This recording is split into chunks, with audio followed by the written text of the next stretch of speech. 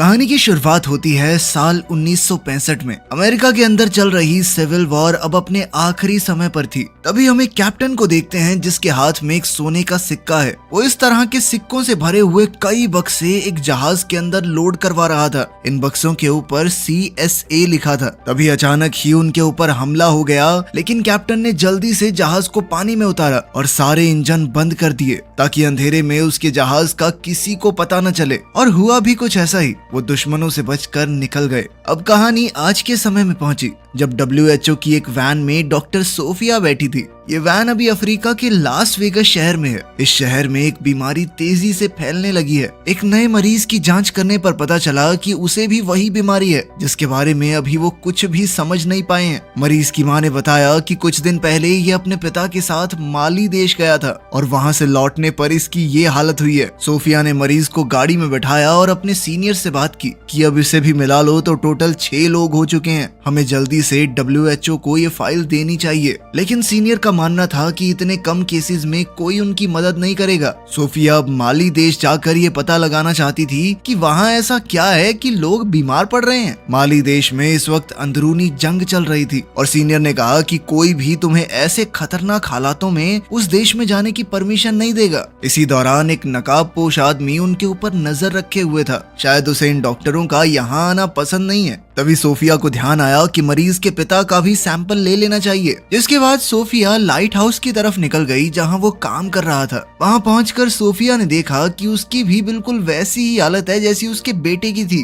बल्कि वो तो जान गंवा चुका है इस बीमारी से। सोफिया ने चुपचाप उसका सैंपल लिया और बाहर आ गई। इसी बीच पास के समुद्र में एक आदमी बोटिंग कर रहा था और नकाबपोश आदमी जो दूर से डॉक्टर्स को देख रहा था, उसने अचानक सोफिया पर हमला कर दिया। लेकिन इस बोटिंग कर रहे आदमी ने तभी वहां आकर सोफिया को बचा लिया। लेकिन इसी हाथापाई में वो नकाबपोश आदमी सोफिया का बैग लेकर वहां से भाग गया।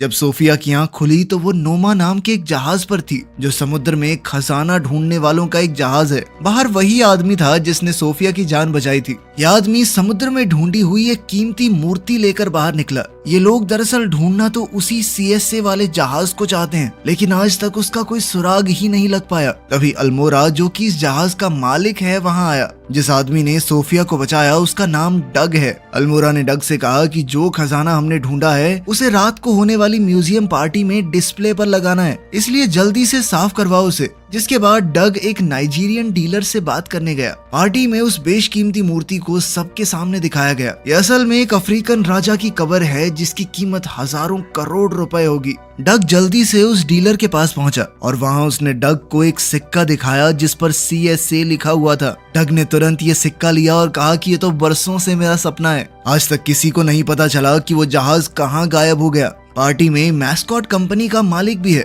जिसने खजाने की खोज पर पैसा लगाया था। इस आदमी की माली देश में काफी अच्छी जान पहचान है, इसलिए सोफिया ने उससे मदद मांगी वहां पहुंचने के लिए। कंपनी के मालिक ने कहा कि वहां जाने में बहुत खतरा है, लेकिन अगर वो फिर भी जाना चाहती है तो वो रास्ता निकालने की कोशिश करेगा। कुछ देर में डग भी वहां आ गया और उसने CSA का वो सिक्का जेम्स को दिखाया। उसने ये भी बताया कि ये सिक्का माली में रहने वाले एक आदमी को मिला है और डग का मानना है कि उस जहाज का मलबा भी माली में ही कहीं मौजूद होगा। जेम्स ये सुनकर काफी खुश हो गया और उसने डग और अल्मोरा को 3 दिन के लिए माली जाने की इजाजत दे दी। वहां जाकर वो इस जहाज को ढूंढने की पूरी कोशिश करेंगे और अगर जरा सा भी कुछ सुराग मिला तो फिर पूरा ऑपरेशन स्टार्ट हो जाएगा जहाज को ढूंढने का।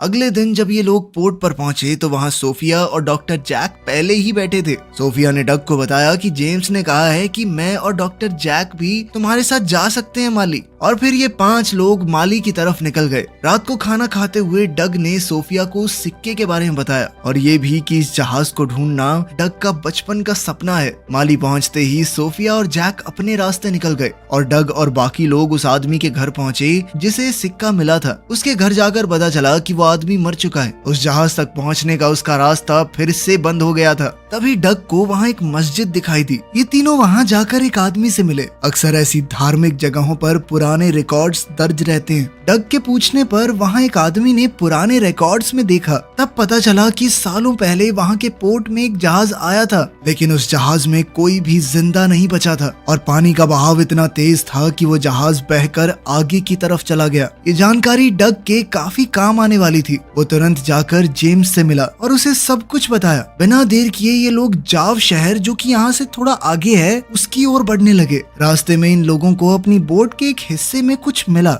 थोड़ी जांच करने पर पता चला कि एक खास तरह की मिट्टी है जो कि जंग भी हो सकता है, लेकिन डग ने कहा कि बहते पानी में इस तरह की मिट्टी का मिलना आम बात नहीं है। ये एक सोचने वाली चीज थी। तभी अचानक एक मिलिट्री बोट उनकी तरफ आने लगी। ये ऑफिसर बार बार एक ही बात पूछ रहे थे कि वो डॉक्टर अभी कहाँ हैं जो तुम्हारे साथ यहाँ पर आए हैं। यहाँ के राजा को पता चल चुका था कि उसके देश में 2 फिरंगी डॉक्टर आए हैं ताकि वो उस बीमारी की तह तक जा सकें जो वहाँ आसपास फैली हुई है। राजा ने ऑर्डर्स दिए थे कि उन्हें जल्द से जल्द रोका जाए, वरना बहुत बड़ी परेशानी हो सकती है। डग समझ गया कि कुछ तो गड़बड़ जरूर है, वरना इन्हें डॉक्टर्स से क्या दिक्कत। डग ने जवाब दिया कि सर, हमको ज्यादा इंग्लिश नहीं आती है, तो बोट साइड में लगा के बात करते हैं। डग ने उनकी ओर एक रस्सी फेंकी जो उन्होंने अपनी बोट पर बांध ली, जिसके बाद डग ने अपने दोस्तों को इशारा किया कि फुल स्पीड में दौड़ाओ, और एक ही झटके में ऑफिसर्स की बोट पलट गई। डग ने जल्दी से वो रस्सी भी काट दी और फिर वो लोग वहाँ से भाग गए। लेकिन मुश्किल अभी खत्म नहीं हुई थी। कुछ ही दूरी पर 2 और बोट्स उनका इंतजार कर रही थी और वो उन्हें देखते ही गोलियां चलाने लगे। डग समझ गया कि अब तो हमें बोट से कूदना होगा, वरना जान बचने वाली है नहीं। कूदने से पहले उन्होंने फ्यूल टैंक में चीरा लगा दिया ताकि जबरदस्त धमाका हो। जब दूसरी बोट उनके करीब आई तो तीनों पानी में कूद गए। ऑफिसर्स ने बोट पर गोलियां चलाई और लीकेज की वजह से एक जबरदस्त धमाका हुआ जिसमें सारे के सारे पुलिस वाले मारे गए। जल्द ही ये तीनों नदी से निकलकर किनारे पर बने एक घर में पहुंचे। रूडी ने डग से पूछा कि अब तो हमारे पास बोट भी नहीं है, तो जहाज को ढूंढने का काम बंद कर देंगे क्या? डग ने कहा कि उसे बाद में ढूंढेंगे, पहले तो हमें उन डॉक्टरों की जान बचानी होगी। अगर इनके हत्थे चढ़ गए तो मार देंगे दोनों को। डग ने रूडी से कहा कि तुम जल्दी से बॉर्डर पार करके अल्मोड़ा के पास जाओ, और वो खुद जेम्स के साथ दोनों डॉक्टरों को ढूंढने निकल गया। वहाँ दोनों डॉक्टर्स एक गांव में पहुंचे जहाँ एक भी आदमी नहीं दिख रहा था। उन्होंने बहुत ढूंढा लेकिन हर तरफ सन्नाटा था। सोफिया को एक घर में लोगों की लाशें मिली और इन सभी लोगों की मौत भी उसी बीमारी से हुई थी। सुबह होते ही दोनों ने सारी लाशों को दफना दिया। उधर रूडी ने भी छुपकर बॉर्डर पार कर लिया।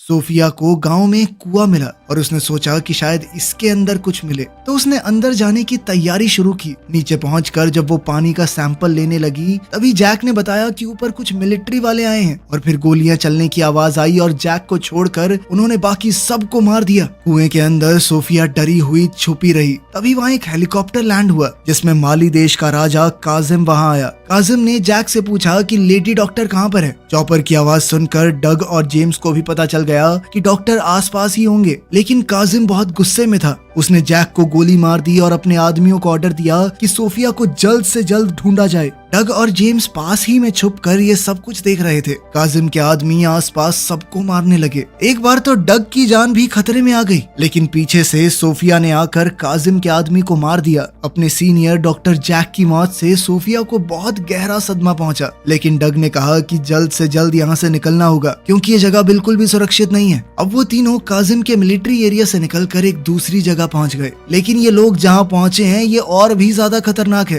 तभी वहाँ कुछ घुड़सवार आए और इन तीनों को बंदी बना लिया और अपने राजा गॉडिगो के पास ले गए। गॉडिगो ने उनसे पूछा कि यहाँ तुम क्या करने आए हो? सोफिया ने बताया कि मैं एक डॉक्टर हूँ और एक बीमारी फैली हुई है आपके इलाके में, उसकी खोज कर रही हूँ। बीमारी का नाम सुनकर उसे एक कमरे में ले जाया गया जहाँ न जाने कितने लोग उसी बीमारी से मर चुके हैं। सोफिया ने जांच करके कंफर्म किया कि हाँ, इन सब की मौत भी उसी बीमारी से हुई है। उसी का पता लगाने आई हूँ मैं यहाँ पे। थोड़ा सोचने के बाद गॉडिगो ने उन सब को अपने शहर में रहने की इजाजत दे दी। इसके बाद सोफिया ने वहाँ के पानी की जांच की तो पता चला कि उस जगह का पानी जहरीला हो चुका है और ये नेचुरल तरीके से नहीं हो सकता। इस पानी में जरूर जानबूझकर कुछ मिलाया गया है। यही बात उन्होंने राजा को बताई और कहा कि पानी में ये जहर कहाँ से आ रहा है, इस बात का पता लगाना ही होगा। राजा ने भी हामी भरते हुए कहा कि जल्द से जल्द पता लगाओ, तुम्हारी जितनी मदद मुझसे हो पाएगी मैं करूंगा। इसके बाद जेम्स वहाँ के बच्चों के साथ फुटबॉल खेल रहा था। जब बॉल थोड़ा आगे चली गई तो वो उसका पीछा करते हुए एक अनोखी जगह पर पहुंचा। इस जगह पर तो अलग सी पेंटिंग्स बनी हुई थी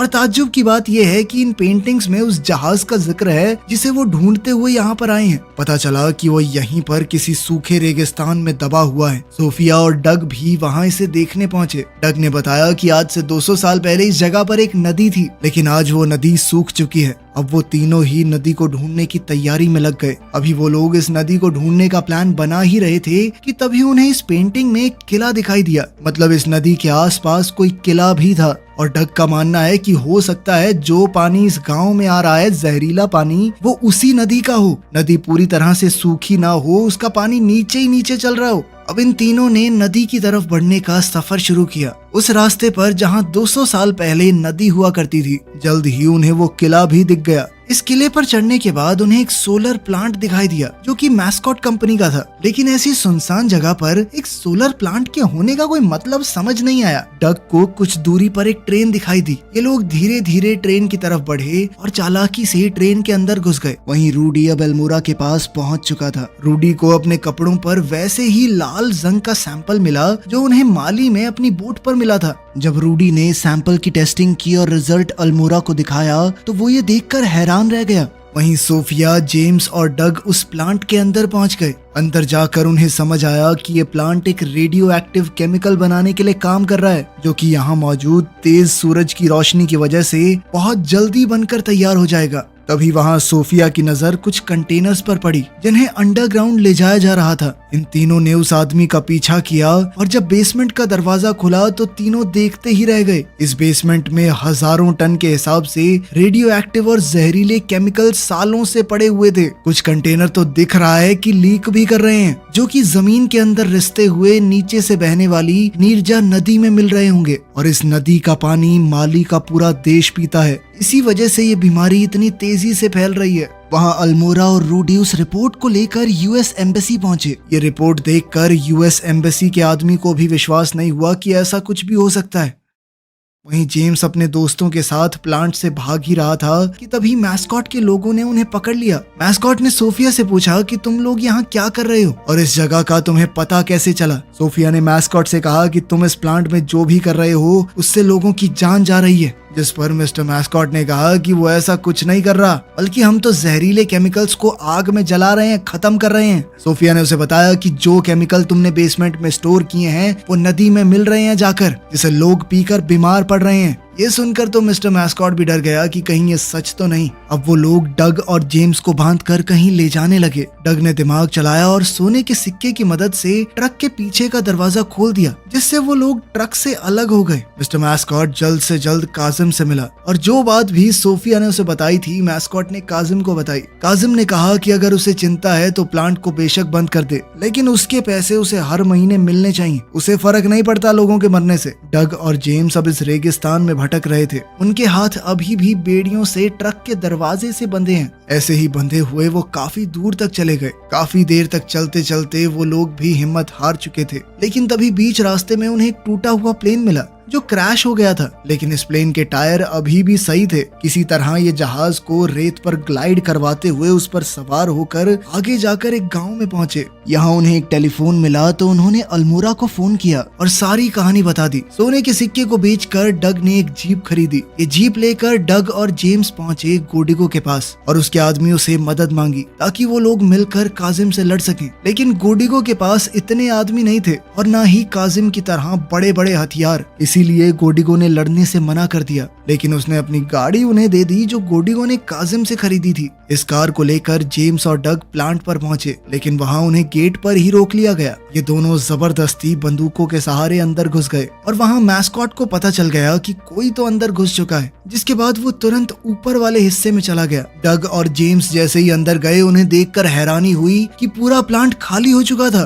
तो जेम्स ने कहा कि शायद मैस्कॉट को यकीन हो गया है कि उसकी वजह से लोग मर रहे हैं और ये बात अमेरिका तक पहुंच गई होगी, इसीलिए ये इस प्लांट का नामो निशान खत्म करना चाहते हैं। जेम्स जल्दी से नीचे जाकर वो विस्फोटक ढूंढने गया जिसकी मदद से ये लोग इस प्लांट को उड़ाने की कोशिश कर रहे होंगे। तभी वहाँ एक हेलीकॉप्टर लैंड हुआ। मैस्कॉट जबरदस्ती सोफिया को लेकर उसमें बैठ गया। वो निकल ही रहे थे कि तभी वहाँ डग आ गया। डग ने मैस्कॉट को पकड़ ही लिया था, लेकिन तभी पीछे से मैस्कॉट का एक आदमी आ गया और उसने डग को रोक लिया। उधर सोफिया समय रहते हेलीकॉप्टर से कूद गई।